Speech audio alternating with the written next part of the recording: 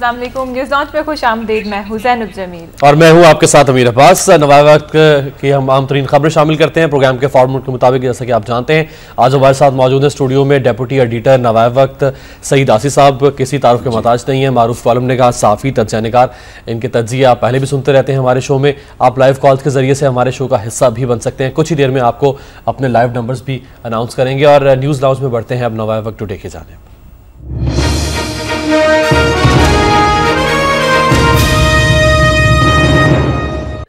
पहली खबर शामिल कर लेते हैं जो कि नवाए वक्त की लीड है और खबर यह है कि नया एहतसाब बिल माज़ी की करप्शन पर लागू नहीं होगा। वज़ीर कानून पीपल्स पार्टी ने मुस्लिम लीग नून को एहतसाब बिल का नया मसवदा पेश कर दिया। यकनिकाती एजेंडे पर मुज़ाकरात नतीजा खेज ना रहे। पार्टी कहे तो भी पीपल्स पार्टी से बातचीत नहीं करूंगा। बिल पर कोई इत्तफाक नहीं हुआ, अपोजिशन लीडर का ये कहना है। इसके अलावा एक और खबर शामिल करते हैं जी बल्दियाती इंतखाबात के हवाले से। बल्दियाती इंतखाबात की हुकूमती चाल मुस्लिम लीग नून अवामी ताकत से नाकाम बनाएगी। अवामी राबिता मुहिम में तेजी के साथ हम ख्याल जमातों को भी दबाव में लेने के लिए कहा जाएगा। इसके साथ ही एक और खबर भी शामिल करते हैं जैनब, जो कि सिंध के बल्दियाती इंतखाबात के हवाले से। सिंध में नए बल्दियाती निजाम पर इत्तफाक हो गया है। शर्जील मेमन ने ये कहा और पगारा और ANP ने मुस्तरद कर दिया है। नाम पीपल्स मेट्रोपॉलिटन कॉरपोरेशन ऑर्डिनेंस 2012 होगा। कराची, हैदराबाद, मीरपुर खास, लाड़काना, सखर में मेयर डिप्टी मेयर्स होंगे। दूसरे इस्लाम में डिस्ट्रिक्ट काउंसिल्स होंगी। वजीर इत्तलात सिंध एक ही निजाम लाया जाएगा। पगारा मुर्तजा जतोई पगारा ने मुज़ाकरात के लिए कमेटी बना दी है। इलेक्शन कमीशन ने बल्दियाती इंतखाबात के लिए ग्रीन सिग्नल दे दिया है।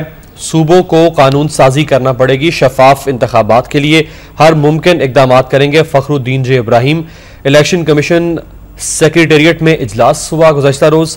आम और बल्दियाती इंतखाबात के मामलात पर बहस। और एक और इंतहाई अहम खबर भी शामिल करते हैं जो कि एहतसाब से ही मुताल्लिक है, लेकिन एहतसाब मीडिया का, हुकूमत का नहीं बल्कि मीडिया का। सुप्रीम कोर्ट ने वजारत इत्तलात का सीक्रेट फंड 12 सितंबर तक मुंजमद कर दिया। क्या अखबारात को इश्तिहार देने का कोई तरीक़ाकार वज़ा है या नहीं, ये कहना है जस्टिस खिलजी आरिफ हुसैन का इस समाअत के दौरान। और जस्टिस जवाद एस ख्वाजा ने कहा है कि वजारत इत्तलात आखिर काम क्या कर रही है। आसिफ साहब, ये खबर तो किसी हद तक आपसे मुताल्लिक है, लेकिन पहले हम जरा एहतसाब बिल की बात कर लें कि नया एहतसाब बिल माजी की करप्शन पर लागू नहीं होगा। वज़ीर कानून देखिए अमीर साहब, ये सारे हरबे इख्तियार कर रहे हैं, यानी कि ख़ुद को जो इनके माजी की जो इन्होंने करप्शन की और इस वक्त जो मौजूदा दौर में जो करप्शन का इन्होंने एक सिलसिला शुरू किया था, तो उसको ये तहफ़्फ़ुज़ देने के लिए आखिरी हद तक जाने को ये तैयार है। पहले इन्होंने सुप्रीम कोर्ट के साथ आपके सामने ही है जिस तरह एजिटेट किया है इन्होंने, सुप्रीम कोर्ट को मुज़ाहमत की, हर कोई फैसला ना मानने की रवश इख्तियार की। उसके पीछे यही मकसद था ना कि अपनी जो करप्शन है उस पर नज़र न जाए किसी की। तो अब ये तो एक यानी कि मजाक उड़ाने वाली बात है। पहले ही हम दुनिया में मजाक बन रहे हैं। जो हमारे हालात हैं, जो लक्षण हैं हमारे हुक्मरानों के, और जिस तरह करप्शन को यहाँ शेल्टर दिया जाता है, करप्शन की जाती है, तो बैरून मुल्क भी हमारा जो एक इमेज बना हुआ है वो कोई एक अच्छे मुहज़्ज़ब मुआशरे वाला नहीं है। अगर ये बदकिस्मती से ये कानून भी आ गया तो उसके बाद तो सब कुछ फिर अच्छा आसिफ साहब खाया पिया सब कुछ हजम हो जाएगा। इस बिल में जी, और जो NRO जनरल मुशर्रफ लाए, इसमें और उसमें कोई तकनीकी फर्क हो सकता है, लेकिन स्पिरिट में कोई फर्क नहीं है। कोई फर्क नहीं, बल्कि ये उससे भी चंद कदम बदतर है क्योंकि ये एक जमहूरी हुकूमत ला रही है। जी ज़ाहिर है, जमहूरी हुकूमत भी ला रही है। और उसके बाद ये यानी कि जो इंसाफ की अमलदारी है उसकी तज़हीक की कोशिश भी की जा रही इस कानून के जरिए। अब देखें ना, एक यानी कि किसी के खिलाफ फ़र्ज़ किया किसी के खिलाफ कोई कत्ल का मुकदमा दर्ज होता है दफ़ा 302 के तहत, बाद में आप कहते हैं कि एक नया कानून आ रहा है तो वो उस यानी कि जो कत्ल हुआ है उस पर लागू नहीं होगा। ये क्या कोई दुनिया मानेगी इस बात को? ये तो काला कानून जो जुर्म है, जो जिसने जुर्म किया है, जिसने खाया है, जिसने डिकार मारे हुए हैं खाकर, क्या उनके पेटों से कुछ नहीं निकालना चाहिए हमें? तो ये मेरा ख्याल है ये जो अब बात यह है कि ये मुस्लिम लीग को इन्होंने ट्रैप में लाने की कोशिश की कि उनके कायदीन के खिलाफ भी मुकदमात हैं जो रेफरेंसेस वगैरह हैं, तो ये शायद उन्हें चकमा दिया होगा इन्होंने कि ये आपके केस भी खत्म हो जाएंगे, कुछ लो कुछ दो वाली पॉलिसी बना रहे हैं। ये चलता रहता है, पहले भी ऐसे मामला हुए हैं ना। तो अभी देखें चौधरी निसार साहब ने ये कह दिया है कि मैं तो अपनी पार्टी की क़यादत की बात भी नहीं मानूंगा इस कानून की मंजूरी के लिए। तो देखें अब कितना वो रजिस्ट करते हैं। करना चाहिए, असम्बली के फोरम पर जो बेज़ाब्तगियाँ हैं हुक्मरानों की वो सामने लानी चाहिए। कोई मुसलहत, कोई मुफाद, अपने से मुतल्लक जो मुफाद है वो पेश नज़र नहीं रखना चाहिए। जो इंसाफ है, इंसाफ होना चाहिए। जो कानून की अमलदारी का जो एक कॉन्सेप्ट है एक अच्छे मुआशरे के लिए जी, उसको प्रिवेल करना चाहिए। अच्छे और महज़ब मुआशरे तो अपने माजी को से सबक सीखते हैं, उन्हें याद रखते हैं, बल्कि उन्हें फरामोश इस तरह से करने की कोशिश नहीं करते। अगर लेट्स सपोज हम इसको अगर फर्ज कर लें कि ये मंजूर भी हो जाता है पार्लियामेंट से, फिर तो जंगल का कानून होगा, जंगल का कानून होगा। और उसके अलावा फिर आपको लगता है कि सुप्रीम कोर्ट में ये यकीनी तौर पर चैलेंज भी होगा और इसको सुप्रीम कोर्ट स्ट्राइक डाउन भी करेगी? चैलेंज भी होगा, ये तो जाहिर है उसी रास्ते पे चले हैं ना कि सुप्रीम कोर्ट के हर हुक्म को हमने नहीं मानना, तस्लीम नहीं करना, उसका मुकाबला करना है। एक जिद है, एक अना है। अना के पीछे भी जाहिर है कोई ऐसी अना वाली बात भी नहीं, पीछे वही करप्शन है कि हमने अपने आप को बचाना है। तो ये सारा खेल, सारे मामला जो है अपने आप को बचाने के लिए यहीं पर हम अपना नंबर अनाउंस कर दे ताकि हमारी जो ऑडियंस है वो भी हमें कॉल करके हमारे साथ शामिल हो सके प्रोग्राम में। लाइव कॉल्स के लिए नंबर है 0423631218 और दूसरा नंबर है 63125507। आप हमें लाइव कॉल करके शामिल हो सकते हैं प्रोग्राम में, सवाल कर सकते हैं सईदास हिसाब से। जमहूरी हुकूमतें कभी भी इस किस्म का बिल नहीं लाया करती हैं, और ख़ास तौर पे एक ऐसा बिल जिससे मुमासलत रखने वाले एक बिल जिसको पहले NRO कहा गया था। हमारे नाज़रीन अगर नहीं वाकिफ जो मौजूदा बिल लाया जा रहा है इसके तकनीकी पहलू से, तो मैं थोड़ा सा अगर इसकी मुमासलत बता दूं तो ये बिल्कुल उसी तरह का बिल है जैसे NRO लाया गया था जनरल मुशर्रफ के दौर में। 1988 से लेकर 1999 तक के तमाम केसेस को कह दिया गया था कि तमाम मुल्ज़मान जो हैं उनसे केसेस वापस लिए जाते हैं, जिसमें हीनियस क्राइम्स भी शामिल थे, करप्शन के केसेस भी शामिल थे। और बाद में सुप्रीम कोर्ट में वो चैलेंज हुआ और सुप्रीम कोर्ट ने उसके NRO को स्ट्राइक डाउन किया और उसका नतीजा हम बिल्कुल आज तक भुगत रहे। उसी तरह का कानून ले जाने जा रही है अब पीपल्स पार्टी की हुकूमत भी। अगर जब हम ये फैसला कर लेते हैं एक बार कि हमने मुल्क को अब आगे लेके चलना है और गुज़श्ता जो हमारी रविश रही है उसको बदलना है, तरक्की की जानिब हमने बढ़ना है, तो जो ये तेवर है इनसे तो कतन ये दिखाई नहीं दे रहा कि हम मुल्क को आगे ले जाने की बात करें। एक लाइव कॉलर है जी कराची से, Khwaja Anjum, welcome to the show. Anjum साहब क्या कहेंगे आप? मैं ये कहता हूं कि तारीख बड़े अजब मंजर दिखाती है। आप ये देखें कि अबरा के हाथी, छोटे छोटे अबाबील परिंदे, उनके मुंह में कंकरियां, और फिर वो वहां पर हाथियों का कब्रिस्तान बन जाता है। आप चवंडा को ले लें जहां पर 600 भारतीय टैंक थे और आगे नहते शेरों की कतारें। फिर तारीख ने ये अजीब मंजर देखा कि चवंडा का जो महाज था वो कब्रिस्तान बन गया उन टैंकों का। फिर तारीख ने यह भी देखा कि शाम को जैम खाना में शराब पिएंगे, डिनर करेंगे, लेकिन फर्जंदे पाकिस्तान मेजर अजीज भट्टी ने अपनी जान को कुर्बान कर दिया, लाहौर को बचा लिया। एयर मार्शल असगर खान और MM आलिम ने जो दाद शुजात दी, तारीख उसे फरामोश नहीं कर सकती। फिर तारीख करवट लेती है। हमने सांपों बिच्छुओं से दोस्ती कर ली, इन्हें हमने तिजारत के लिए रास्ता दे दिया और फिर कामरा हो जाता है, फिर GHQ हो जाता है, फिर मेहरान एयरबेस हो जाता है। इसके बारे में मैं छोटी सी नज़म है जो परवीन शाकिर की है वो जी थोड़ा जल्दी से पढ़ दीजिएगा जी। जी ऐ मेरे खुदा, मेरे प्यारे सिपाही की तलवार को जंग लगने लगा है। आजानों से पहले जो बेजार होते थे अब दिन चढ़े तक छपर खट से नीचे उतरते नहीं।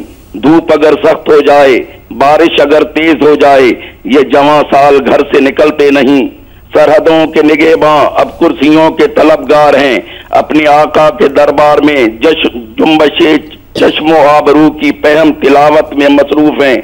सरखमीदा हैं, शाने भी आगे को निकले हुए हैं। मेरे प्यारे वतन पे ये कैसी घड़ी है, तराशे हुए जिस्म आसाइशों में पड़े अपनी रहनाइयां खो रहे हैं। अहले तबलो अलम, अहले जाहो अशम बन रहे हैं। फिर इस बात पर देखती हूँ कि मगरूर है।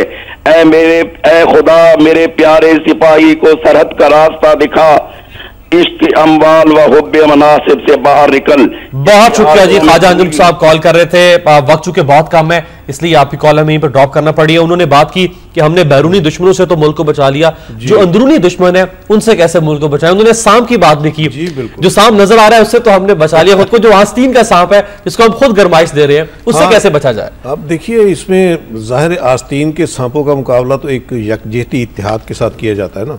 जो यहाँ पारा पारा है। हमारे इस मुल्क में सियासत में भी ना इत्तेहाद है, ना मुल्क की सरहदों के दिफा के हवाले से मुझे कुछ नज़र आता है। जितने लूप होल सामने आते हैं, जितने सिक्योरिटी लैब्स सामने आते हैं, अभी कल जो रिपोर्ट आई है हमारे अपने वक्त न्यूज़ की जो रिपोर्ट थी, उससे ही आप देख लें कि हमारी क्या यानी कि जो मुल्क के तहफ़्फ़ुज़ के ज़ामन जो इदारे हैं उनका क्या किरदार है, क्या उन्होंने मुल्क की सरहदों की हिफाजत करनी है। और इसी तरह ये जो इत्तेहाद की आपने बात की, असम्बली के फोरमों पर आप देख लें, अगर इत्तेहाद होता है तो अपने मुफादात के लिए होता है, अपने हकूक़ के लिए होता है, अपनी मराहत के लिए होता है। अवाम के हकूक़ जिनके वोटों से मुंतखब होकर आप आ रहे हैं असम्बलियों में, उनके हकूक़ का तो कभी किसी को ख्याल नहीं। अच्छा आसिफ साहब, ये जो लाया जा रहा है, अगर कल को तहरीके तालिबान कहती है कि जी हमारे भी सारे के सारे गुनाह माफ कर दिए जाएं, हम आइंदा से मुल्क के साथ लागू होगा, फिर आप माफ करने को तैयार है जिन्होंने आपके फौजियों को मारा? एक कानून जो है, अब जिस तरह एक गोली है, अगर वो चलती है तो उसे तो ये नहीं पता होता था कि नाम तो नहीं लिखा कि किस पे लगना है, उसने वो लग जाएगी जो सामने आएगा। तो ये कानून भी इसी तरह अंधा होता है। मेहरान बेस पर हमला करने वाले, मोहतरमा को शहीद करने वाले, जीएसटी पर हमला करने वाले अगर कहें कि हमें भी माफ कर दिया जाए, सब पे लगेगा, फिर सब पे लगना चाहिए, टुआल लगेगा। बिल्कुल, इसमें कोई डिस्क्रिमिनेशन तो नहीं होगी ना कि इस पे लगना है और इस पे नहीं लगना, ठीक है ना। तो ये इन्हें सोचना चाहिए कि आप मुल्क को कहाँ ले जा रहे हैं, किधर, क्या आप दरगुत क्या बना रहे हैं मुल्क की, और क्या इक़्तिदार क्या आप डेवलप कर रहे हैं मुल्क के लिए, इस मुआशरे को किस नहज पर ले जाना चाहते हैं। इंसानी, मैं तो ये कहूँगा कि इंसानी मुआशरा रहने दे इसे कम से कम। लाइव कॉल्स भी हमारे साथ हैं। राजा उमैर है हमारे साथ रावलपिंडी से। जी अस्सलाम वालेकुम। वालेकुम सलाम, मेरी तरफ से भी अस्सलाम वालेकुम। जी वालेकुम। मैं ये कहना चाहता हूँ कि ये जो हमारे हुक्मरान लोग बैठे हुए हैं इस वक्त इत्तेहाद बना के, मैं ये कहता हूँ कभी इन्होंने अवाम के लिए इत्तेहाद से निकले, कभी अवामी मसले के लिए निकले। पेट्रोल 200 दफा महंगा हो चुका है, अब एमक्यू नहीं बाहर आती। ये जितने भी लोग हैं, ये जब भी निकले अपने चक्कर में हुकूमत से बाहर निकले हैं, अवाम के लिए नहीं निकले हैं। और अवाम को मैं शाबाश देता हूँ, इनको फिर मुंतखब करती है। जब तक यकीन जाने इस मुल्क में ये 18 करोड़ में से 12 करोड़ अवाम में हिस्स, और मैं क्या सख्त लफ्ज इस्तेमाल नहीं करना चाहता, बेशरम लोग हैं। 6 करोड़ जो मुल्क और कौम के लिए सोच रखते हैं, वो इन 12 करोड़ के नीचे दब चुके हैं। हमें किसी तरह इनमें से 12 करोड़ में से 6 करोड़ अपनी तरफ लाने हैं, लेकिन बड़ा मुश्किल काम है। और जब तक ये लोग कौम नहीं समझती तो हुक्मरानों पे क्या गिला करना है, हुक्मरान तो यही रहेंगे। बहुत शुक्रिया जी। राजा उमैर साहब कॉल कर रहे थे। मुश्किलात तो जरूर है, लेकिन कौमें वही दुनिया में पनाह करती हैं, वही जिया करती हैं कि जो मुश्किलात से टकराती हैं और उनसे सुरखरू होकर निकलती है। एक और लाइव कॉलर है, अली शायद लाहौर से कॉल कर रहे हैं। Ali, welcome to the show, क्या कहेंगे आप? अस्सलाम वालेकुम जी। जी वालेकुम। जी मैं शाहिद बोल रहा हूँ लाहौर से। जी शाहिद साहब।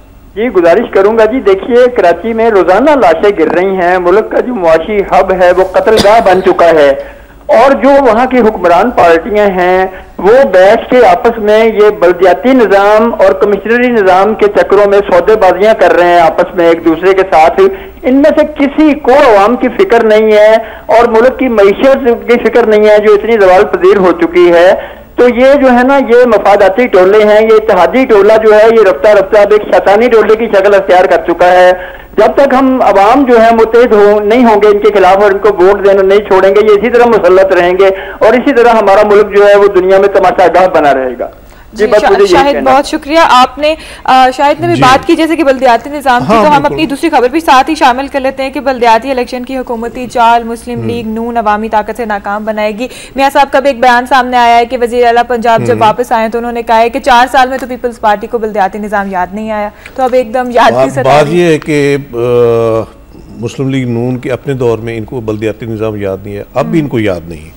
ये जो भी सियासी जमात इक़्तिदार में आती है ना, उसको बल्दियाती निज़ाम जो है वो सूट नहीं करता, क्योंकि ये एक किस्म का समझते हैं कि ये हमारे हकूक़ जो उनकी राय में है कि ये हमारे हकूक़ हैं, जो फंड्स हैं, तरक्याती फंड्स हैं, वो हमने इस्तेमाल करने।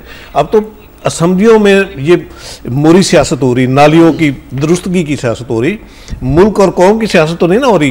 कानून साजी जो असल करनी चाहिए वो तो नहीं हो रही, ये तो फंड्स के पीछे लगे हुए कि इस फंड्स में से हमारा कितना हिस्सा होना। तो यही सारा झगड़ा है बल्दियाती सिस्टम का, इसीलिए ये मुखालफत करते हैं कि अगर ये आ गया, निज़ाम आ गया तो सारे फंड्स इनके हाथ में चले जाएंगे और हम बेख्तियार हो जाएंगे। तो यही ड्रामा देते हैं अपनी क़यादतों को, ये जो मुंतखब अरकान है कि हमारे पल्ले तो कुछ होगा नहीं, तो आगे इंतखाबात में हम क्या करेंगे। तो इस ड्रावे की वजह से फिर ये मुखालफत करते हैं। कोई सिंसियर नहीं है बल्दियाती इंतखाब, ये सिर्फ चकमे हैं, सियासत है ना, इन्होंने कराने हैं पीपल्स पार्टी वालों ने। और अगर इल्ला माशाअल्लाह मुस्लिम लीग नून बरसर इक़्तिदार आ गई तो वो भी नहीं करवाएगी। चले बल्दियाती अगर हो या ना हो, आम इंतखाबात की बात कर लेते हैं कि वो होते या नहीं होते। फजल रहमान साहब का बयान आया जी, बेनज़ीर के कत्ल के बाद अगर इंतखाबात हो सकते हैं तो अब इल्तवा की कोई वजह नजर नहीं आती। आइन ने तमाम इदारों की हदूद का तयन कर दिया, कोई बाहर ना निकले। MMA की बहाली में सबसे बड़ी रुकावट जमात इस्लामी है, असल ऑपोजिशन हम ही हैं जी। इसमें देखिए उन्होंने सेहरा ले लिया। मैं अमीर साहब जो मैं समझता हूँ ये एक ट्रैप है। जरदारी साहब ने जो एक दाना फेंका है ना, वो बहुत बड़े सियासतकार हैं जरदारी साहब, ट्रैप पे लाने के मास्टर हैं। ये बल्दियाती इंतखाबात का जो शोशा इन्होंने छोड़ा कि आम इंतखाबात से पहले, ये बाकायदा एक प्लानिंग है कि आम इंतखाबात को डिले कराया जाए। और इसके लिए जस्टिफिकेशन आप पता है क्या लाएंगे, सुप्रीम कोर्ट ने आर्डर किया हुआ है बल्दियाती इंतखाबात का और मौजूदा हुक्मरानों की किया है कि आपने इंतखाबात कराने। अब ये कहेंगे कि ये हमने ओबे करना है सुप्रीम कोर्ट, पहले तो ख्याल नहीं आता इन्हें सुप्रीम कोर्ट के किसी आर्डर को ओबे करने का। यहाँ आप कहेंगे कि हम ओबे करेंगे, हम बल्दियाती इंतखाबात आम इंतखाबात से पहले कराएंगे। जब ये हो जाएगा शेड्यूल अनाउंस करेंगे, फिर कहेंगे कि जब इतनी कम मुद्दत में कैसे हो सकता है, आप आम इंतखाबात को थोड़ा सा आगे ले जाए तो हम बल्दियाती इंतखाबात करा लेते हैं। उसके बाद होगा क्या, आम इंतखाबात को इतना आगे ले जाएंगे कि मौजूदा असम्बली से सदर साहब को दोबारा इलेक्ट कराने की सहूलत मिल जाएगी। यही उनकी सारी गेम प्लान है। तो इसमें अवाम के हाथ क्या आना है, ये तो सारे अपने मुफादात की सियासत का अवाम के हाथ में फिर डुगडुगी रह जाएगी बाकी जो पहले से। जी अगली खबर शामिल करते हैं। अगली खबर शामिल करते हैं कि है कि आलमी इदारों की रिपोर्ट्स ने जरदारी टोले की असलियत मजीद बेनकाब कर दी है। शहबाज शरीफ का ये बयान सामने आया है, मुआशी तरक्की के दावे की गलाई ठुक गई है। जो हुक्मरान इन लोड शेयरिंग से निजात ना दिला सके उन्हें मजीद एक पल बर्दाश्त ना किया जाए। हुकूमती टोले की नाअहली से लाखों बेरोजगार हो गए हैं। पंजाब हुकूमत ने करप्शन के खात्मे के लिए ठोस इकदाम किए हैं। कोई शक नहीं इसमें, ये एनालिसिस बिल्कुल ट्रू एनालिसिस है। लेकिन आप बताएं कि आप क्या स्ट्रेटजी बना रहे हैं, आपके मंशूर में क्या शामिल है। गुड गवर्नेंस के लिए, मुल्क को करप्शन से पाक करने के लिए, रोजगार देने के लिए, आवाम को खुशहाल बनाने के लिए आपके पास क्या प्रोग्राम है? कोई आपने आवाम को दिया है प्रोग्राम इस वक्त तक किसी जमात का? चल रही है वो उनको जी जाहिर यही बात है ना कि एक दूसरे को नीचा दिखाने की सियासत है। किसी के जहन में ये नहीं आता कि मुल्क की इस वक्त जो हालत बन रही है, अवाम में जो दुनिया में जो सुबकी हो रही, अभी कल ही आप देखिए जो रिपोर्ट आई है, एक इंटरनेशनल रिपोर्ट पाकिस्तान के बारे में कि करप्शन और बदनज़मी, बैड गवर्नेंस, उसमें ये कोई 124वें या 125वें नंबर पे, 118वें से 124, हाँ वही ना सर। 20 मुल्क ऐसे जो हमसे नीचे हैं, और वो मुल्क ऐसे हैं जो मेरा ख्याल है जो जिंदा मुल्कों में शुमार नहीं होते। तो अगर हम भी उसी तरफ धकेले जा रहे हैं, ये एक खते गुर्बत एक बनाया हुआ यानी कि एक पैमाना है कि खते गुर्बत से जो नीचे होगा वो गरीब। और उसमें भी पता क्या है, उसमें भी ये होता है कि जिसको रोटी मिल रही हो, 3 वक्त की रोटी मिल रही हो, वो खते गुर्बत से नीचे आएगा। लेकिन हमारा जो मुआशा है इस वक्त, हमारे मुआशे में तो लोगों को 2 वक्त का खाना भी नहीं मिल रहा। ये मुर्दा कब्रिस्तान बना रहे इस मुल्क को। कब्रिस्तान की आपने बात की तो बलूचिस्तान भी कब्रिस्तान से कम नहीं लग रहा है, पूरा मुल्क कब्रिस्तान बन चुका है। उसी हवाले से एक खबर भी शामिल कर लेते हैं जी। बलूचिस्तान में बिल्कुल कब्रिस्तान नहीं है। हाँ जी, कब्रिस्तान तो बिल्कुल नहीं है, हम कहने को तो कह सकते हैं, लेकिन जिस तरह से लाशें गिर रही हैं बलूचिस्तान के अंदर और जिस तरह से सुप्रीम कोर्ट के चीफ जस्टिस बार बार रिमार्क्स दे रहे हैं कि न जाने कानून कहाँ है, कानून सिर्फ और सिर्फ अफसरान की और आला हुकाम की 4 दीवारी या उनके दफातर के गिर्द रह गया है, अवाम के लिए तो कानून नहीं है।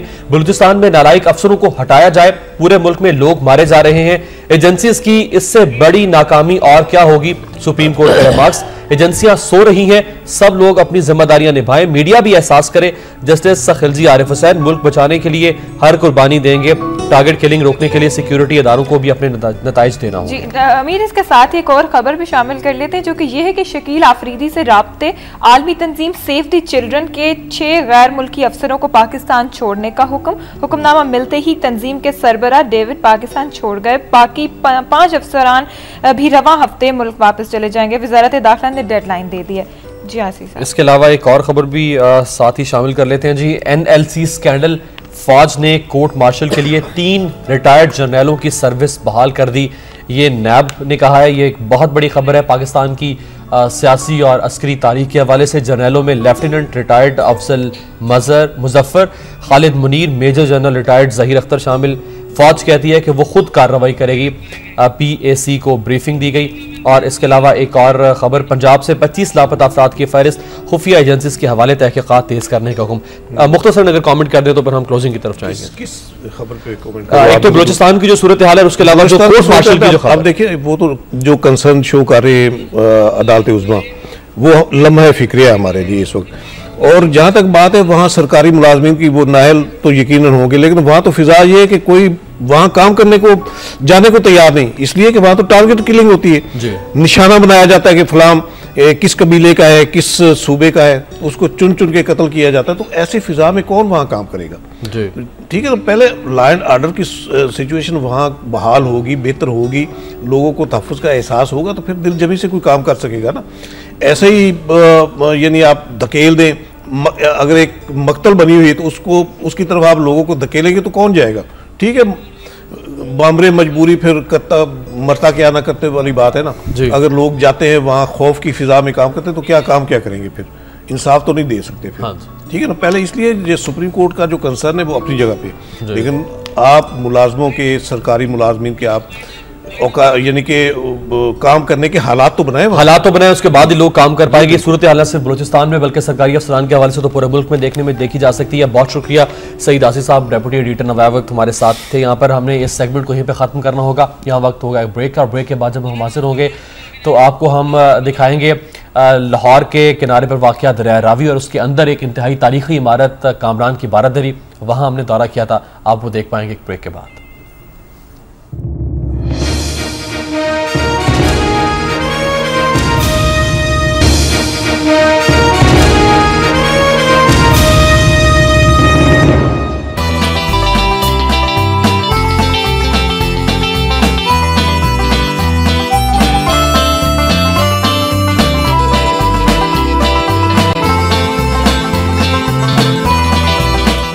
नाज़रीन, इस वक्त आप देख सकते हैं कि हम बहुत सारी बोट्स के बीच पे खड़े हैं। आपको बताते चले कि मैं और अमीर आज बोटिंग करने के लिए यहाँ पर नहीं आए, बल्कि आपको एक शानदार मुगलिया दौर की इमारत की सैर करवाने के लिए ले जा रहे हैं। और मदिया, ये अभी तक हम सस्पेंस रखते हैं, अपने नाज़रीन को बाद में बताएंगे कि हम उन्हें कहाँ लेके जा रहे हैं। लेकिन इस वक्त आप देख सकते हैं मेरे साथ रेस्क्यू 1122 लाहौर के स्पोक्स पर्सन मौजूद हैं। उनके साथ मौजूद हैं शाहिद इमरान साहब, जो कि सिक्योरिटी एंड रेस्क्यू ऑफिसर हैं, Ravi safety and rescue officer हैं, रावी बैंक जो इनकी पोस्ट है यहाँ पे। बात करते हैं सबसे पहले करामत अली साहब से, जो कि स्पोक्स पर्सन है रेस्क्यू 1122 के। करामत साहब, शहर के अंदर सड़कों पर तो आपको एक रिकॉर्ड है कि आप 7 मिनट के अंदर अंदर पहुंच जाते हैं किसी भी इंसिडेंट को रेस्क्यू करने के लिए। जब कोई डूबता है रावी में या इस किस्म का कोई इंसिडेंट पेश आता है ड्राउनिंग का, तो उस सिलसिले में आपकी जो है वो क्या स्ट्रगल होती है, किस तरह रेस्क्यू करते हैं आप? सबसे पहले तो ये लोगों पे डिपेंड करता है। मेरा ये लोगों के लिए मैसेज भी है कि टाइमली जो ना वो रेस्क्यू को इन्फॉर्म किया जाए। जो ही बंदा किसी जगह पे भी डूबता है, वो दरिया हो, नहर हो या कोई जोहड़ हो, जिस जगह पे भी डूबे। तो यहाँ पे रावी के लिए ये बड़ा सेंसिटिव एरिया था। इसमें हमने क्विक रिस्पांस के लिए एक जो पोस्ट कैम्प की है, इसका सही मकसद यही है कि टाइमली जो है ना किसी भी अनवर्ड इंसिडेंट्स को जो ना वो टाइमली रिस्पॉन्ड करके ना वो मैनेज किया जा सके। तो कि कैपेसिटी के बारे में आपसे जानना चाहेंगे कि आपके पास जो रेस्क्यू बोट्स हैं इनकी क्या तादाद है, इक्विपमेंट जो है उसके हवाले से हम आपसे जानना चाहेंगे कि क्या सहूलियात जो है वो जो आपको प्रोवाइड हमारे पास हर किस्म की सहूलियात है। मतलब रेस्क्यू बोट्स एक्स्ट्रा हैं और इंजन्स भी हैं, लाइफ रिंग्स भी हैं, लाइफ जैकेट्स भी हैं। अनटूवर्ड इंसिडेंट के लिए हम हर वक्त तैयार है। अच्छा शायद साहब, इंटरनेशनल स्टैंडर्ड जो है उससे आप कितने करीब हैं? वहाँ पे इंटरनेशनली जब कोई कोई दरिया में डूबे, किसी नहर में डूबे, तो इंटरनेशनली डेवलप कंट्रीज़ में उनको रेस्क्यू किस तरह से किया जाता है, और आप यहाँ लाहौर के रावी किनारे अगर कोई डूबता है तो उसको कैसे रेस्क्यू करते हैं? इंटरनेशनल लेवल पे हम इनको मैनेज कर रहे हैं। ये नहीं है कि मतलब इंटरनेशनल रूल्स एंड रेगुलेशंस को मद्देनजर रखते हुए इंसिडेंट्स को कवर। इनके रूल्स और रेगुलेशंस को अभी हम देखेंगे, और यही देखने के लिए आज हम 1122 की बोट पे ही सफ़र करेंगे, और इसी बोट पे आपको भी लेके चलते हैं उसी इमारत की जानिब जिसका कि मैं जिक्र कर रही हूँ।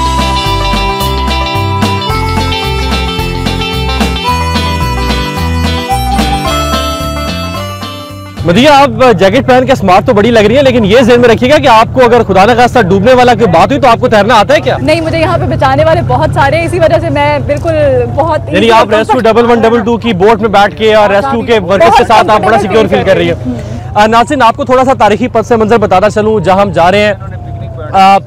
मुगल बादशाह ज़हीरुद्दीन मोहम्मद बाबर, जिसके बारे में कहा जाता है कि इंडियन सब कॉन्टिनेंट के अंदर जो मुगल डायनेस्टी की मुगल शहनशाह की बुनियाद रखी थी वो रखी थी ज़हीरुद्दीन मोहम्मद बाबर ने। और ज़हीरुद्दीन मोहम्मद बाबर का इंतकाल हुआ था 1530 के अंदर, और 4 बेटे थे बाबर बादशाह के, जिसमें से सबसे बड़े हुमायूं, उसके बाद कामरान मिर्ज़ा, हिंदल मिर्ज़ा, और चौथे बेटे थे अस्करी मिर्ज़ा।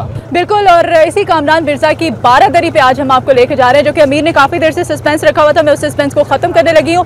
ये खूबसूरत इमारत बारादरी जो है लाहौर और शादरा के बीच में दरियाए रावी के अंदर मौजूद है, और बहुत ही मज़े की मुझे ये इमारत लगती है। आपको आज हम वहाँ लेके जा रहे हैं। और मदिया, हमारे बहुत सारे नाज़रीन बल्कि बहुत सारे लोग ये समझते हैं कि शायद ये एक आइलैंड की सूरत में रावी के अंदर वाक़या, जबकि ये रावी के अंदर वाक़या नहीं है, बल्कि जिस वक्त दरिया रावी जो है वो लाहौर शहर के बिल्कुल करीब, शाही कला के करीब बहा करता था, उस वक्त ये जो बारादरी थी ये दरिया रावी के बिल्कुल किनारे के ऊपर वाक़या थी।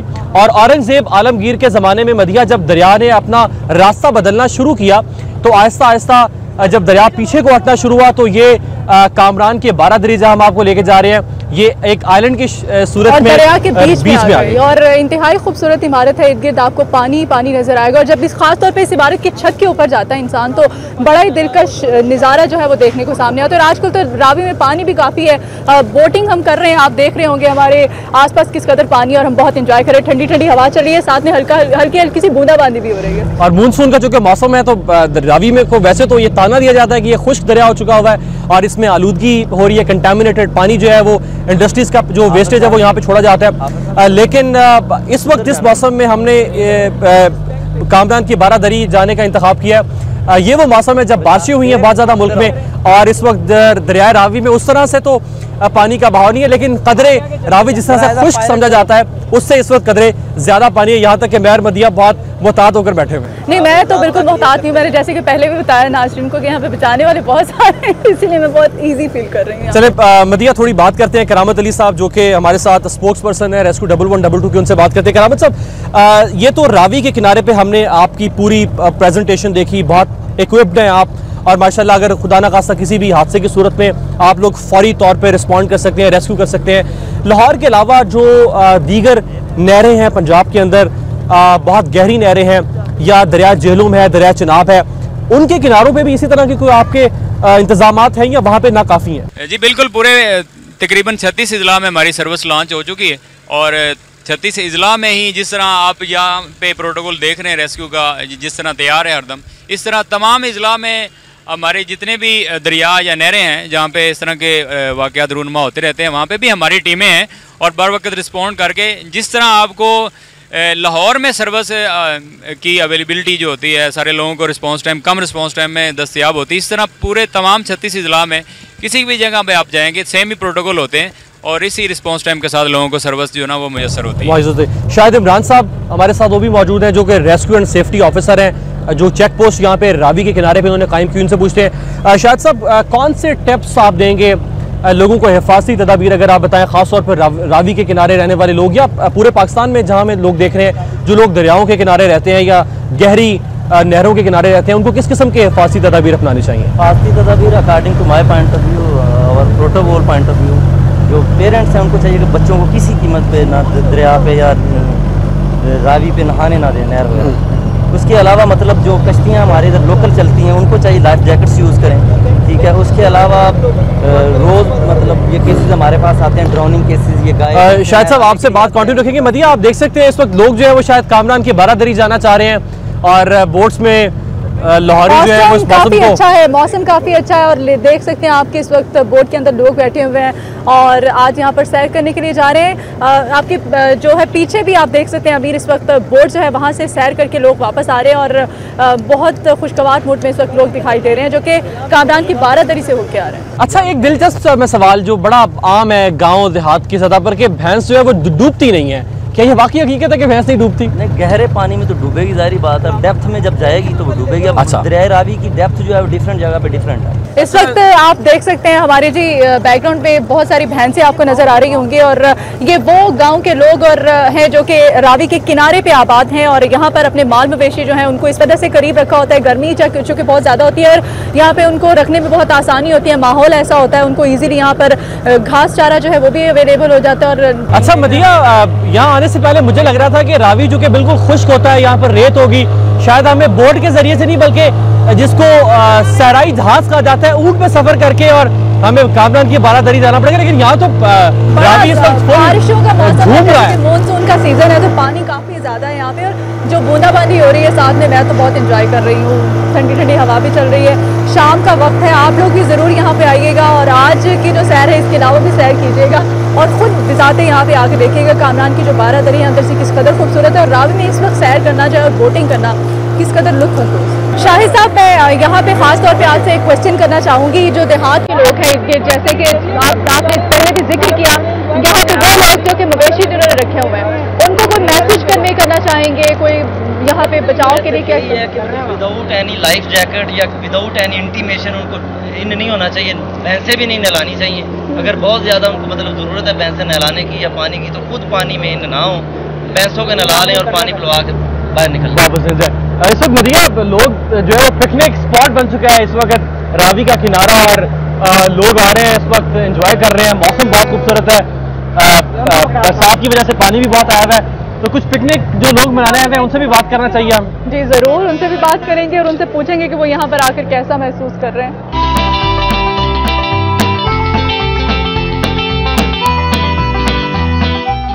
इस वक्त हम जी बोट से बाहर उतर आए हैं, नीचे उतर आए हैं और हम वहाँ पे आपको लेके जाने जहाँ पे लोग जो है पिकनिक मनाने के लिए आए हुए हैं, उन लोगों से हम बात करेंगे और उनसे जानेंगे कि वो यहाँ पर आकर कैसा महसूस कर रहे हैं। यहाँ पर बहुत सारी फैमिलीज जो है पिकनिक मनाने के लिए आई हुई हैं और हम उनसे जानना चाहेंगे, उनसे बात करते हैं कि वो यहाँ पर आकर कैसा फील कर रहे हैं। जैसे कि नौजवान भी यहाँ पे मदिया मौजूद है, इनसे बात करते हैं। कैसा लग रहा है आपको यहाँ पे रावी के किनारे?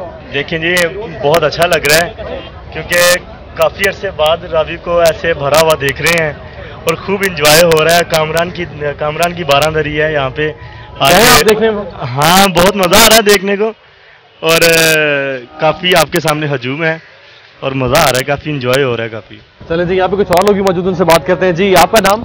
नवीद अब्बास। नवीद कामरान की बारादरी देखने आए हैं। हाँ, कुछ जानते हैं? सबसे पहले तो बताएं उसके बारे में। जान बात यही है कि एंजॉयमेंट करते थोड़ा आते हैं दोस्त वगैरह। कामरान क्या, मोहम्मद कामरान, कामरान अली, कामरान नवाजिश, क्या नाम था इसका, कौन था ये? बस इतने पता कि कामरान है, कोई भी कामरान है, कोई भी कामरान हो सकता है। तो अदाकार है, कौन है ये? कोई मुगलिया, ये तो मुगलिया दौर का है, मुगलिया दौर का, या कोई ईरान का, इराक का, कोई अफगानिस्तान का? ये किसी तो मुल्क का है। अच्छा, किसी तो मुल्क का है। अमीर, यहाँ पे ना छोटे छोटे बच्चे भी आए हुए हैं पिकनिक मनाने के लिए, उन बच्चों से भी बात करना चाहेंगे। यहाँ पे बेटा आके कैसा फील कर रहे हैं आप? बहुत अच्छा लग रहा है। बोटिंग की कश्ती में अभी बैठना है, तो आपको नहीं लगता थोड़ी देर हो गई है? मम्मा लेट लेके आई है। दूरी बहुत है, हम क्या। अच्छा, कहाँ से आई आप? हम उधर से आए, काजी रोड से। अच्छा, बहावल नगर से इतनी दूर से लोग यहाँ पे आते हैं पिकनिक मनाने के लिए। बेटा हम आए इनके तायबू के साथ आए हैं। अच्छा, आप कैसा फील कर रहे हैं यहाँ पे आके? आप कामरान की बारादरी देखने के लिए आए हैं? तो आज लोगों पे आप आमतौर पे ये तासुर पाया जाता है कि जी दरिया रावी में पानी नहीं होता, आज पानी देख के आपको कैसा फील? खुशी हो रही है जी, बहुत ज्यादा पानी है और मजा आ रहा है। और यहाँ पर जो इंतजाम है उनसे भी आप सेटिस्फाइड है?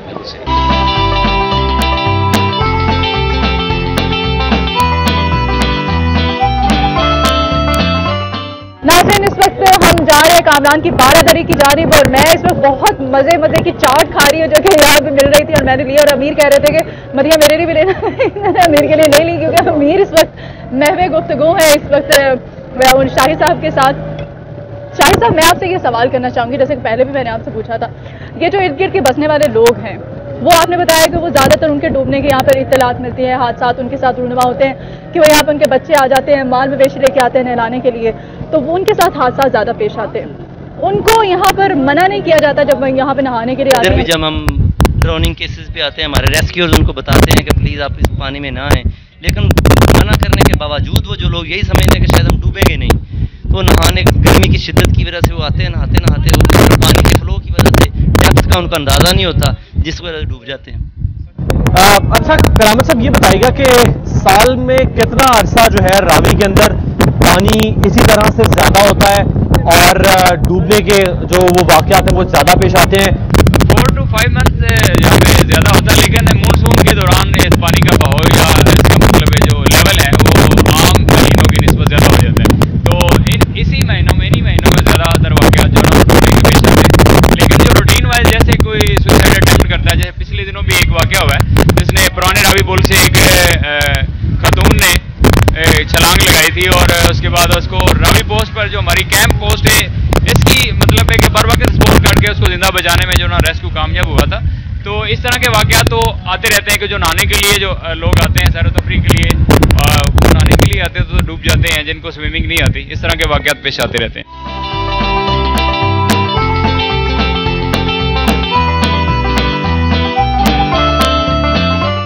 नाज़रीन आप देख सकते हैं इस वक्त दरिया के अंदर हम पहले जो जिस खदशे का इज़हार कर रहे थे कि लोग पानी में कूदते हैं और फिर वो डूबते भी हैं जिन्हें तैरना नहीं आता, इस वक्त भी दो लोग जो है वो बारिश शुरू हो चुकी है, तेज हवा चल रही है और लहरें आप देख सकते हैं पानी की किस कदर ज्यादा है। वो देखें इस वक्त सामने दरिया में लोग नहा रहे और बिल्कुल दरिया के बीच में पहुंच चुके हैं। मानसून की वजह से इस वक्त पानी जो है वो दरिया में बहुत ज्यादा हो चुका हुआ है और इनके डूबने का खदशा। इस वक्त रेस्क्यू 112 के जो वर्कर्स हमारे साथ मौजूद है, इनका ड्राइवर जो है वो फौरी तौर पे रेस्क्यू करने के लिए उस तरफ जा रहा है और हम देखते हैं कि किस तरह से ये जो है ये रेस्क्यू करते हैं। आपको ये जो एक्सक्लूसिव किस्म का जो सीन है हम आपको दिखाने जा रहे हैं। इस वक्त कितनी स्पीड से रेस्क्यू 112 की बोट जो है वो मूव हुई है और इनको रेस्क्यू करने के लिए वहां पहुंची है। और ये दो लोग जो है इस वक्त इंतहाई खतरनाक सिचुएशन के अंदर पानी में थे, अपने तौर पर तो मौसम एंजॉय करने की कोशिश करते हैं, लेकिन ये उनके लिए इंतहाई खतरनाक भी मरिया हो सकता है। बिल्कुल इस वक्त देख सकते हैं आप 112 की बोट जो है वहां पर पहुंच चुकी है और इन लोगों को वहां से निकालने की कोशिश करी है। वही लोग हैं जिनको कि मना किया जा रहा था सबसे कुछ ही देर पहले कि इस तरह से नहीं नहाना चाहिए। और मौसम आपके सामने बहुत तेज हवा है, बारिश हो रही है और इसके बावजूद लोगों की हालत आप देख सकते हैं।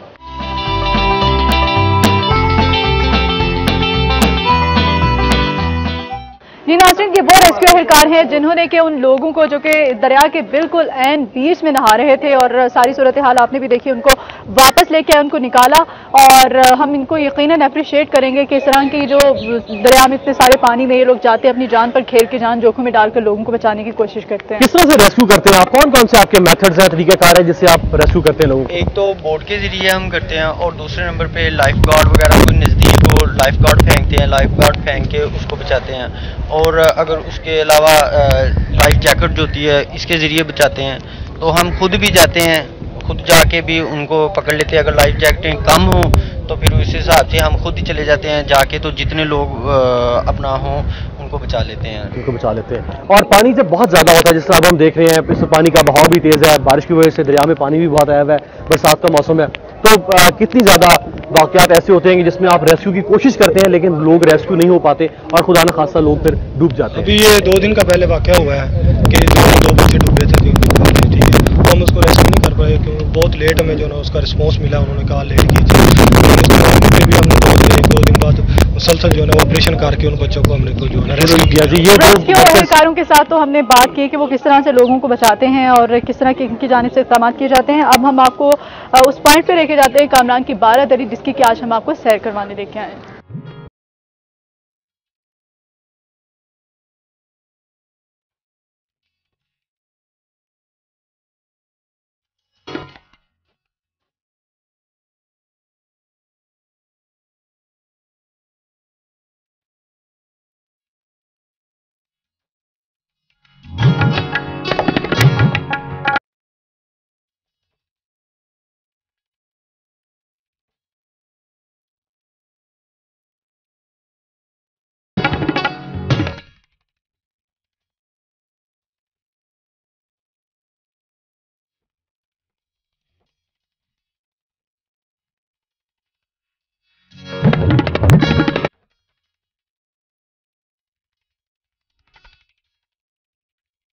इस वक्त हम कामरान की बारादरी की जानिब जा रहे हैं, मैं और मदिया।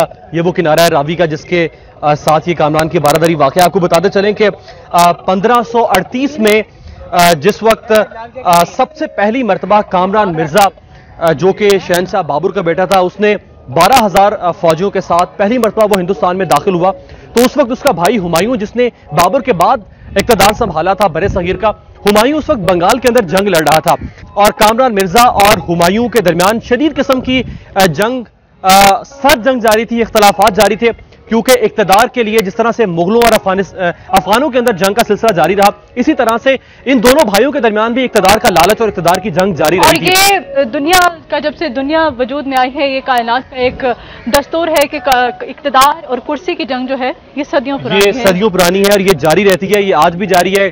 कुर्सी और पहले कभी किसी दौर में अगर शाही तला हुआ करता था तो आज ऐवान सदर है। इसी तरह से ओहदे बदलते रहे, लेकिन इक्तदार की जंग और इक्तदार की तलब जो है वो जारी रही। जिस वक्त हुमायूं बंगाल में जंग लड़ रहा था और हुमायूं को अपनी शिकस्त दिखाई दे रही थी, तो हुमायूं ने अपने भाई कामरान मिर्जा से मदद तलब की, लेकिन कामरान मिर्जा ने अपने भाई हुमायूं की मदद करने से इनकार कर दिया। बल्कि तकरीबन 1539 में जब शेर शाह सूरी, जिसने सूरी खानदान की बुनियाद रखी थी बरे सगीर में इक्तदार की, शेर शाह सूरी ने जब हमला किया और उसने हुमायूं को शिकस्त देकर इस पूरे इलाके से, हिंदुस्तान से बाहर निकाल दिया, तो उस वक्त कामरान मिर्जा जो कि हुमायूं का भाई था, उसने अपने भाई की मदद करने की बजाय मदिया हैरत में डाल देती है ये बात कि उसने अपने भाई की मदद करने के बजाय शेर शाह सूरी के पास वो गया और उसने शेर शाह सूरी से कहा कि अगर वो कामरान मिर्जा को पंजाब की हुकूमत दे दे तो कामरान मिर्जा अपने भाई के खिलाफ शेर शाह सूरी की मदद करने को तैयार हो जाएगा। लेकिन शेर शाह सूरी ने इस बात से इनकार कर दिया और उसने कामरान मिर्जा की ये पेशकश जो है वो ठुकरा दी। तो इस वक्त हमारे सामने मदिया वो खूबसूरत तकरीबन 450 साल पुरानी है, 450 साल पुरानी ये इमारत है।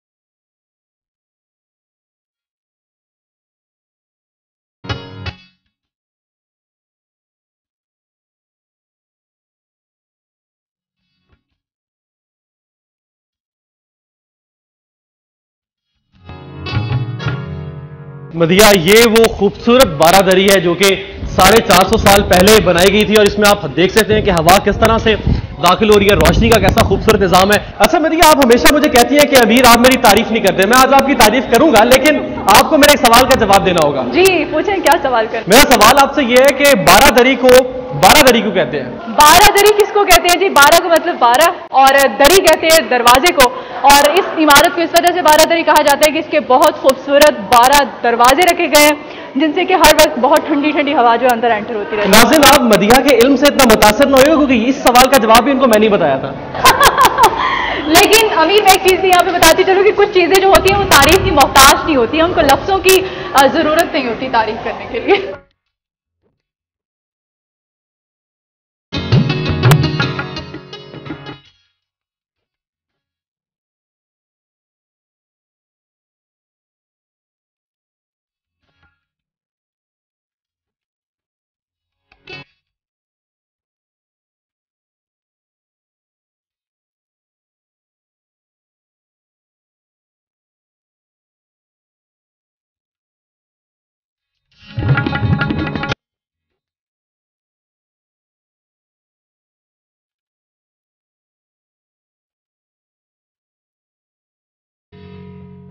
अमीर, आप देख सकते हैं किस कदर खूबसूरत इमारत है और लोगों ने इसकी दीवारों का क्या हाल किया हुआ और कैसे कैसे यहाँ पर जुमले लिखे हुए हैं।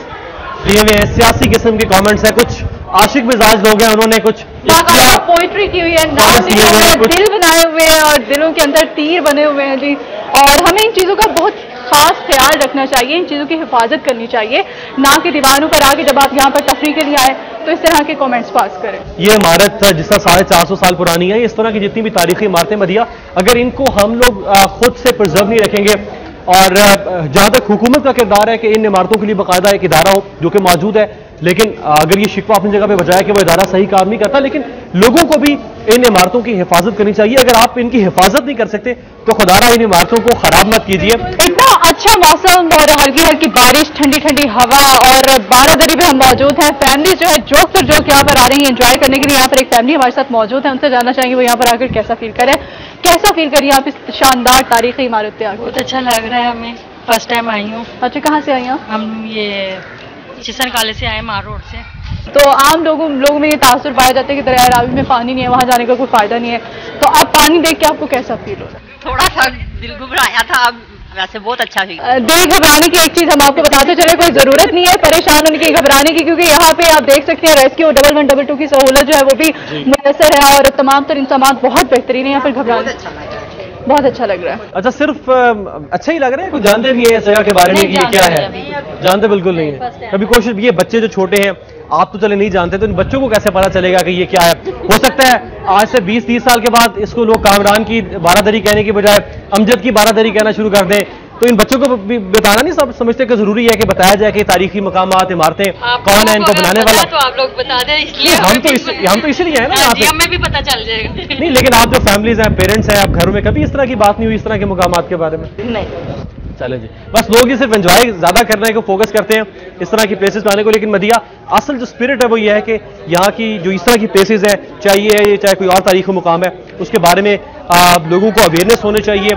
अमीर आपने बिल्कुल सही कहा है, अगर हम अपने बच्चों को हम लोग नहीं बताएंगे तो बच्चों को आने वाले कल को तो बिल्कुल ही वो इन चीज़ों को भूल जाएंगे कि ये इमारतें क्या हैं, इनको किसने तामीर करवाया, इनको तामीर करवाने का मकसद क्या था और इनकी खूबसूरती और अहमियत के बारे में हमारी आइंदा आने वाली नस्लें जो हैं बिल्कुल भूल जाएंगी। कामरान मिर्जा और शहनशाह हुमायूं के दरमियान इक़्तिदार की जो जंग जारी रही, उस जंग की वजह से नौबत यहाँ तक पहुंच गई कि कामरान मिर्जा ने अपने भाई हुमायूं के खिलाफ अलम बगावत बुलंद कर दिया और यहाँ तक कि हुमायूं को फिर शाह ईरान तहमासब अव्वल के पास जाके पनाह लेना पड़ी और उसके बाद फिर ये मामला बढ़ते गए। कामरान मिर्जा जो कि काबुल पे हुकूमत कर रहा था मदिया, वो उस जालिम बादशाह के तौर पर उसका एक तासुस सामने आया।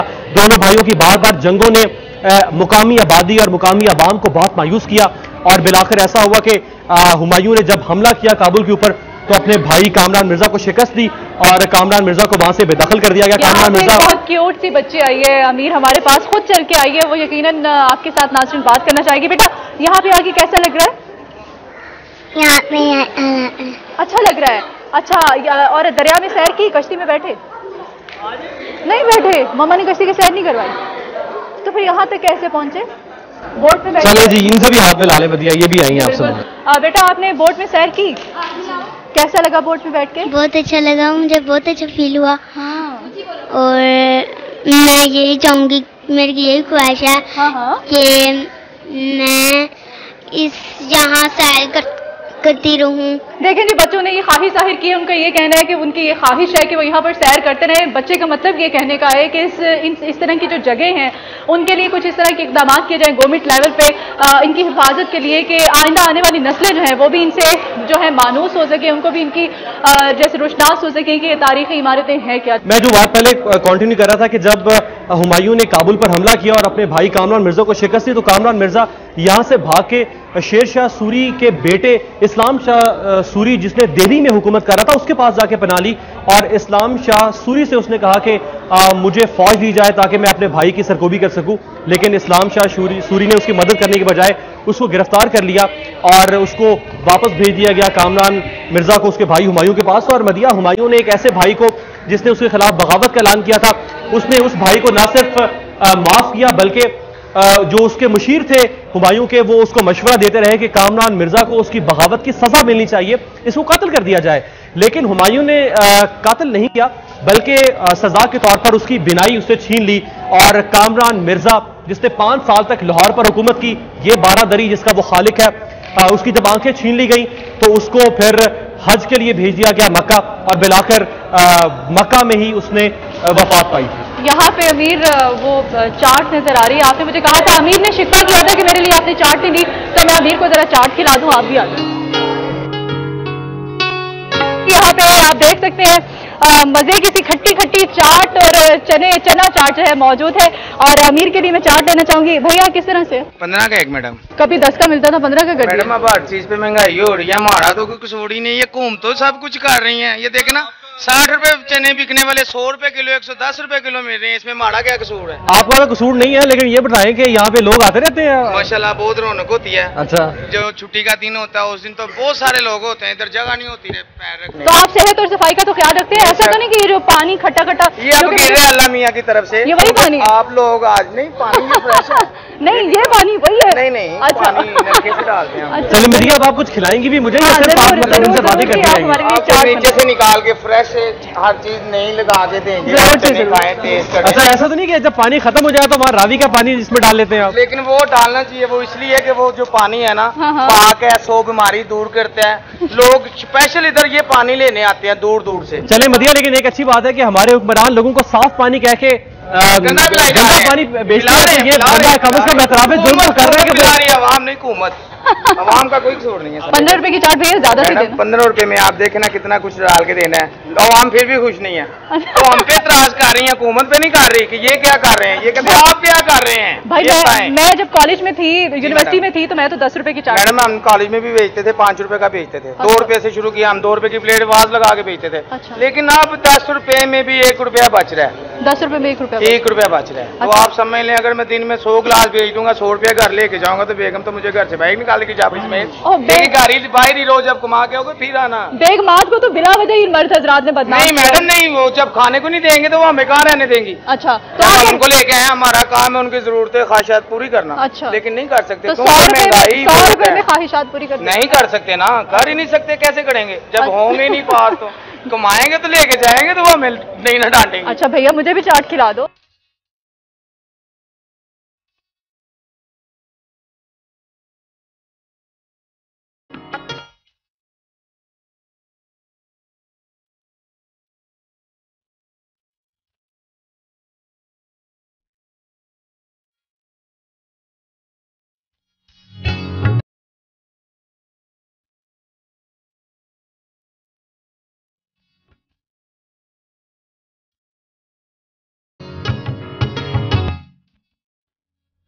व्यूअर्स इस वक्त सनसेट का ये मंजर है, सूरज गुरूब हो रहा है, रावी का किनारा है, पीछे कामरान की बारादरिया है, खूबसूरत मौसम है लाहौर का।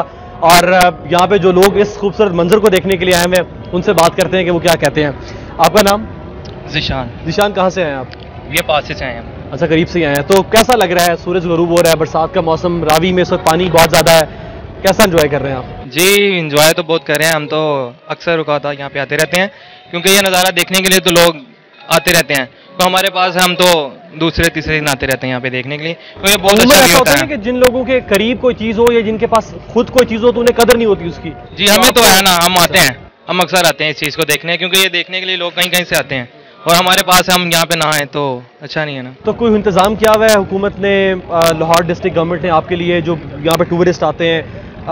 हमें तो कोई खास दिखाई नहीं दे रहा है, यहाँ पे गंदगी बहुत है, जो कूड़ा करकट है वो फेंका जा रहा है इसके अंदर, इसी तरह वेस्टेज फेंका जा रहा है। तो इंतजाम को देखते हैं आप यहाँ पे है? इंतजाम यहाँ पे कोई नहीं है, सिक्योरिटी गार्ड कोई नहीं है, कोई गाइड नहीं है, कोई बताए टूरिस्ट आए कि यहाँ पे कामरान की दरी है, कोई बताए किसी को, कोई सिक्योरिटी नहीं है, कोई नहा रहे हैं, कई लोगों के बच्चे हैं जो इस रावी में फौत हो चुके हैं, कोई गाइड नहीं है यहाँ पे, कोई सिक्योरिटी नहीं है। मदिया वही बात जो पहले हम कर रहे थे कि वही रिजर्वेशन गवर्नमेंट की तरफ से कोई यहाँ पे फैसिलिटेट नहीं किया गया टूरिस्ट को, तो लोग इस तरह से तो नहीं आएंगे अगर गवर्नमेंट उन्हें फैसिलिटेट। बिल्कुल इस तरह से तो आहिस्ता आहिस्ता लोगों की आने, यहाँ पे जो तादाद है वो भी कम हो जाएगी आने वालों की, और आहिस्ता आहिस्ता जो वाकफियत है वो बस्ता है जो लोग वो भी खत्म हो जाएंगे। तो चलते हैं मदिया, क्योंकि मौसम भी बहुत खूबसूरत है और मेरे लिए तो ये एक नया तजुर्बा है जिंदगी का कि मैं तो कभी पहले, इससे पहले लाहौर में रहने के बावजूद कभी रावी के किनारे नहीं आया। हम लोग अमूमन दरिया टीम्स की बात करते हैं या दुनिया के बड़े बड़े तरक्की याफ्ता ममालिक के जो शहरों के साथ जो दरिया बह रहे हैं। यहाँ पे काफी दिलचस्प जो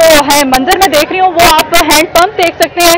हैंड पंप पे आप देख सकते हैं बच्चे किस तरह से यहाँ पे पानी निकाल रहे हैं, बिल्कुल देहात का सा मंजर, बिल्कुल यहाँ पे जो देहाती लोग आबाद है। काफी दिलचस्प मंजर, इस वक्त ऐसे लग जैसे किसी गांव में हम पहुंचे हुए हैं। लाहौर में रहते हुए लाहौरियों का सबसे बड़ा मसला जो है वो है साफ पानी। ना सिर्फ लाहौर बल्कि पाकिस्तान के जितने भी बड़े शहर है, कराची, मुल्तान, फैसलाबाद, सबसे बड़ा मसला जो है मदिया वो है साफ पानी की फराहमी, जो कि बिल्कुल नहीं दिया जा रहा, और साफ पानी ना होने के बायस बीमारियां फैल रही हैं और ऐसी क्रॉनिक डिजीजेज जिसकी वजह से हमारी आधी कौम जो है वो मलेरिया, उसके अलावा आजकल डेंगू का मसाइल है, तो बीमारियां जो बढ़ती जा रही। और ये वो छोटे छोटे बच्चे हैं जो कि यहाँ पे पानी पीने के लिए आए हुए हैं। अमीर हम भी चेक करते हैं कि पानी जो है चले मदिया आप जरा फिर चलाए ना, पहले मैं पी लेता हूँ पानी। जरूर। इस कदर मुशक्कत का ये काम है कि जो कि मैं हैरान हूँ कि नन्हे नन्हे हाथ जो है किस तरह से पानी निकालते होंगे और इतनी दूर दूर से आते हैं यहाँ पे पानी लेने के लिए।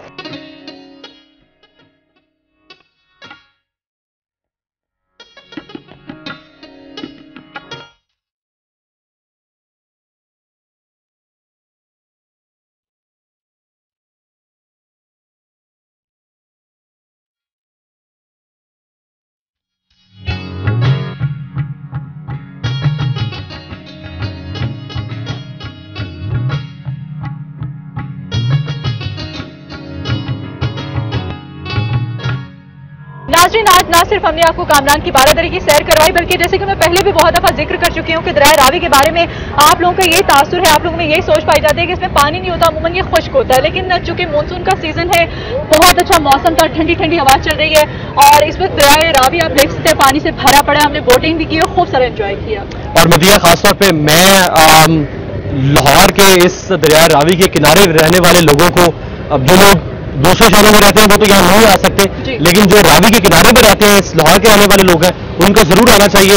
मेरा और मदिया का तासुर भी रावी के बारे में, इस पूरी जगह के बारे में बिल्कुल मुख्तलिफ था, लेकिन यहाँ आने के बाद जिस तरह हमने एंजॉय किया, खासतौर पर कामरान की बारादरी जो तारीखी मुकाम है, इसको देखें, इसको प्रमोट करें आके। और गवर्नमेंट से भी हम अपील करना चाहेंगे कि वो रावी के इस किनारे को, जिस तरह यहाँ पे जानवरों के बाड़े बने हुए हैं, उसके अलावा यहाँ पे एनक्रोचमेंट हुई है, इसको खत्म किया जाए और इस रावी के किनारे को खूबसूरत बनाया जाए। कामरान की बारादरी का वो इलाका जो बिल्कुल बंजर का समा पैदा कर रहा है, उसको भी खूबसूरत बनाया जाए ताकि ज्यादा से ज्यादा लोग जो है और कुछ इंतजाम यहाँ पर किए जाए, जो कि यहाँ पर इस तरह की जो तारीखी इमारत होती हैं, इनकी दीवारों को हमने देखा कि बहुत बुरे तरीके से गंदा करने की कोशिश की जाती है। जो यहाँ पे पिकनिक मनाने आते हैं उनसे भी रिक्वेस्ट करते हैं कि इन चीज़ों का खास ख्याल रखें, क्योंकि ये हमारा कौमी विरसा है, हमारा असासा है, ये हमने इनका ख्याल रखना है। और जो महकमा आसार कदीमा है या जो विरसे के हवाले से जो महकमा काम कर रहा है, चाहे वो सूबाई हुकूमत का है, वफाकी हुकूमत का, उनसे भी हमारी अपील है कि कोई टूर गाइड यहाँ पर मौजूद नहीं है जो आने वाले विजिटर्स को बता सके कि कामरान की बारादरी है क्या, कामरान कौन था, इसका तारीखी पस मंजर क्या है। जितने भी विजिटर्स से हमारी बात हुई यहाँ पे मदिया, कोई एक भी टूरिस्ट नहीं जानता कि इस जगह की तारीखी हैसियत क्या है। तो ये तो यकीनी तौर पर हुकूमत का किरदार बनता है कि वो इस सारे मामले के बारे में कोई ना कोई इकदाम उठाए। मुझे मदिया को अब तक के लिए इजाजत दीजिए। इंशाल्लाह आइंदा भी न्यूज लाउंज के प्रोग्राम में आपको लाहौर के इस तरह के खूबसूरत और वो रास्ते जिनके बारे में आप नहीं जानते आपको दिखाते रहेंगे।